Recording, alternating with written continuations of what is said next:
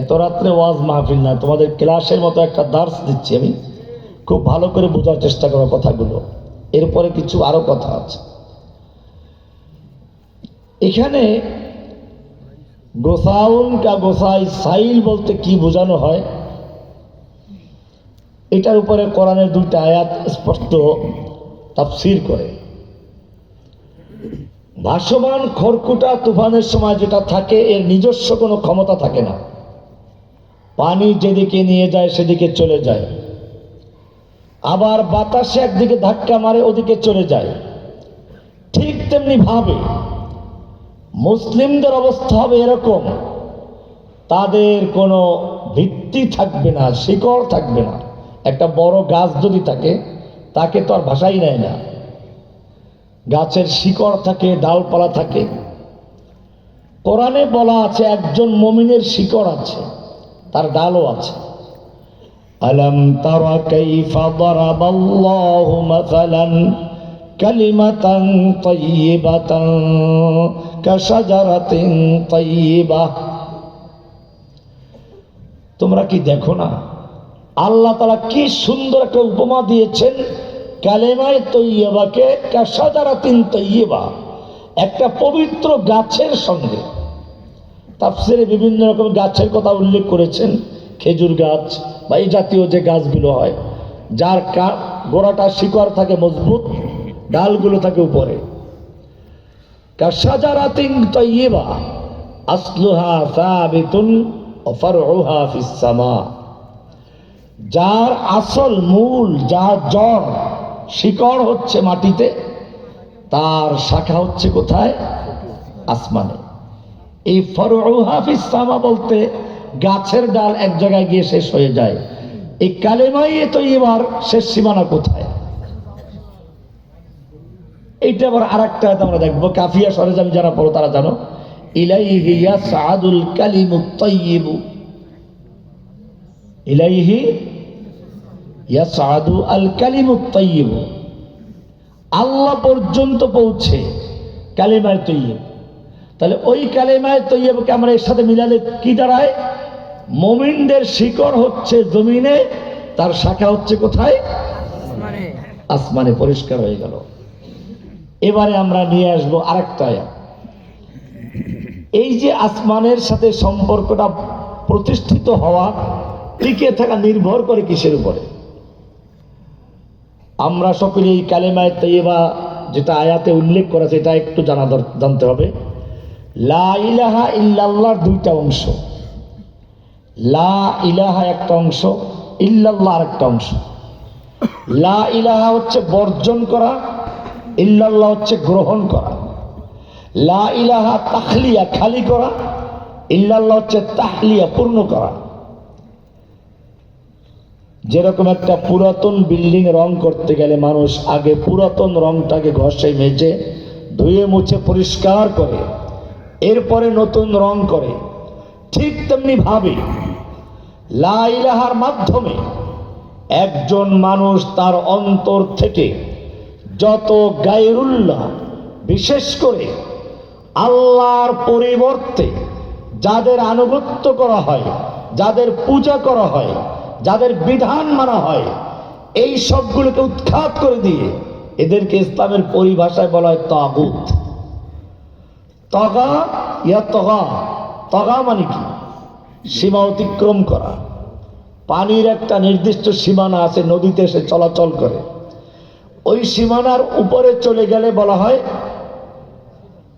পানি তার বিপদ সীমা অতিক্রম করেছে। কোরআনে শব্দটা আছে, ইন্না লাম্মা তাগাল মাউ হামালনাকুম ফিল জারিয়া।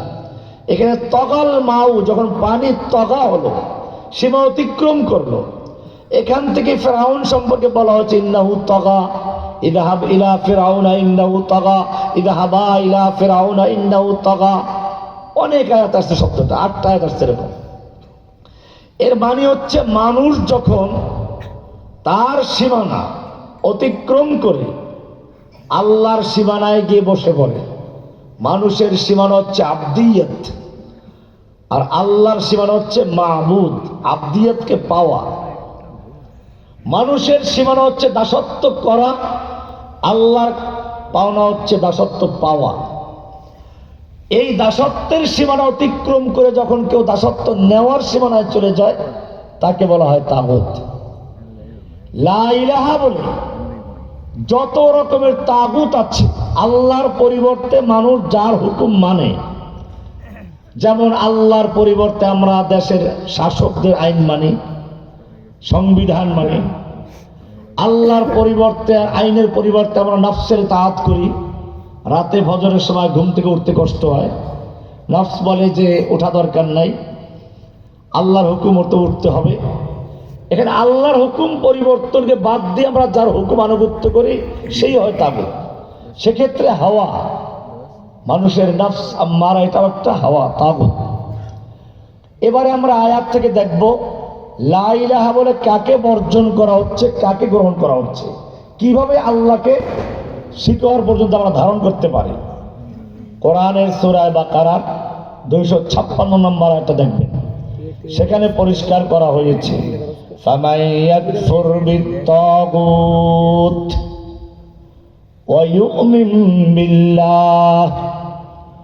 সুতরাং যেই ব্যক্তি ইয়াকফুর বিত-তাগুত, ইয়াকফুর বিসুকুন মানে শর্তের জন্য, ফামান ইয়াকফুর বিত-তাগুত, সুতরাং যেই ব্যক্তি তাগুতকে কুফর করবে, প্রত্যাখ্যান করবে, বর্জন করবে, ওয়া ইউমিন বিল্লাহি, অতঃপর আল্লাহর উপর ঈমান আনবে। কয়টা জিনিস? দুইটা। একটা শক্ত জিনিসকে ধরতে হলে এক হাত দিয়ে ধরলে শক্ত হবে?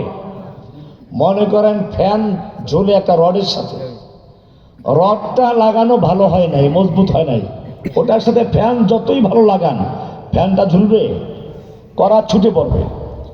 এবারে কড়াটা ভালো করে লাগাইলেন কিন্তু ফ্যানটা ভালো লাগানো হয় নাই, তাতে কাজ হবে?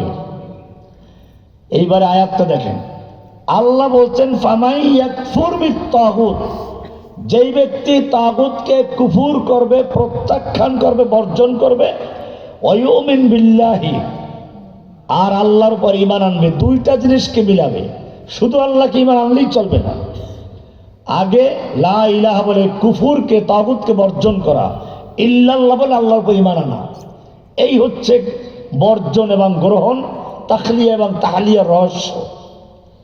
ফামান ইয়াকফুর বিত-তাগুত, সুতরাং যেই ব্যক্তি তাগুতকে লা ইলাহা ইল্লাল্লাহ বলে বর্জন করবে, ওয়া ইউমিন বিল্লাহি, এবারে ইল্লাল্লাহ বলে আল্লাহর প্রতি ঈমান আনবে। লা ইলাহা ইল্লাল্লাহ দুইটা পূর্ণ করলো, কুফর বিত-তাগুত, ঈমান বিল্লাহ, ফাকাদ ইসতামসাকা বিল উরওয়াতিল ওয়াসকা, এইবারে সে ধারণ করলো বিল উরওয়া, হাতল ধরলো, রড ধরলো। কিসের রড এইটা? এইটা কোনো সাধারণ রড না, এইটা হচ্ছে ফারউহা ফিস সামা। ওই যে আরশে আজিম পর্যন্ত গিয়ে কালিমা পৌঁছে যায়, সে আরশে আজিমের পায়া ধরে ফেললো, দুই হাত ধরে ফাকাদ ইসতামসাকা, শক্তভাবে ধরলো। লা ইনফিসামা লাহা, দুনিয়ার কোন শক্তি, আমেরিকার শক্তি, ভারতের শক্তি, চায়নার শক্তি, রাশিয়ার শক্তি, দুনিয়ার কোন শক্তি এই হাত ছুটাতে পারবে না। ইসতামসাকা বিল উরওয়াতিল ওয়াসকা, শক্ত মজবুত হাতল ধারণ করেছে শক্তভাবে। লা ইনফিসামা লাহা, যা কখনো ছিঁড়ে যাবার নয়। কোথায় গিয়ে ঠেকেছে হাত? ফাকাদ ইসতামসাকা বিল উরওয়াতিল ওয়াসকা লা ইনফিসামা লাহা ওয়াল্লাহু সামিউন আলিম। এই কারণে লা ইলাহা ইল্লাল্লাহর এত গুরুত্ব। লা ইলাহা ইল্লাল্লাহ মানে হচ্ছে লা ইলাহা বলে বর্জন করা। এটা একটা গুরুত্বপূর্ণ অধ্যায় ইসলামের। আল ওয়ালা ওয়াল বারা, লা ইলাহা অর্থ বারা করে দেওয়া, সম্পর্ক ছেদ করা। কোরআনের সূরা মুমতাহানার 4 নম্বর আয়াতটা আরো সুন্দর করে স্পষ্ট করে দিয়েছে, قد كانت لكم أسوة حسنة في إبراهيم والذين معه, তোমাদের জন্য ইব্রাহিমের মধ্যে এবং তার সঙ্গীদের মধ্যে রয়েছে উত্তম আদর্শ। কি আদর্শ?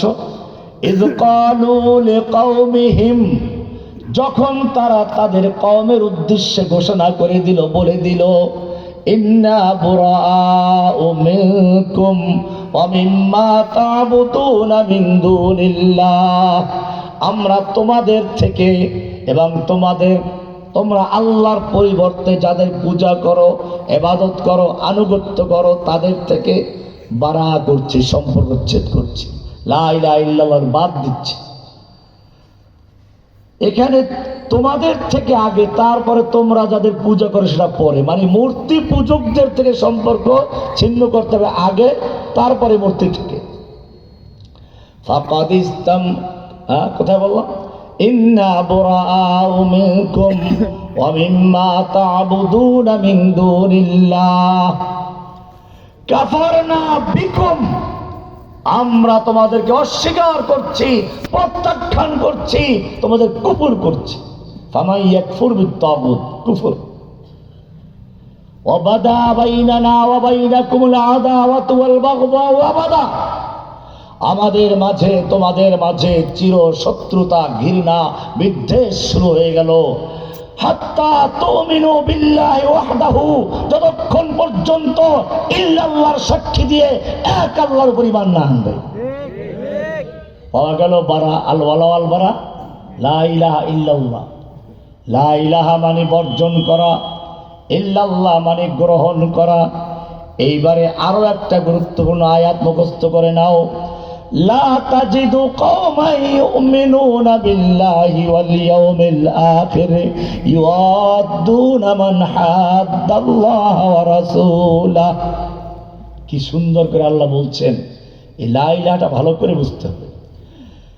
আল্লাহ বলছেন লা ইলাহা ইল্লাল্লাহ বলে যারা ঈমান আনলো, লা ইলাহা বলে বর্জন করলো সবাইকে, সব আল্লাহর দুশমনদেরকে বর্জন করলো, এরপরে আবার সে আল্লাহর দুশমনদের সাথে ভালোবাসা করবে, এইটা কোনো মুমিনের শান হতে পারে না। লা তাজিদু কওমান, তুমি এমন কোন কওম পাবে না, এমন কোন সম্প্রদায় পাবে না যারা আল্লাহর প্রতি ঈমান রাখে, আখিরাতের প্রতি ঈমান রাখে, আবার তারা ইউআদ্দুনা মান হাদ্দাল্লাহ ওয়া রাসূলাহু, আল্লাহ এবং আল্লাহর রাসূলের দুশমনদের সঙ্গে আবার ভালোবাসাও রাখে।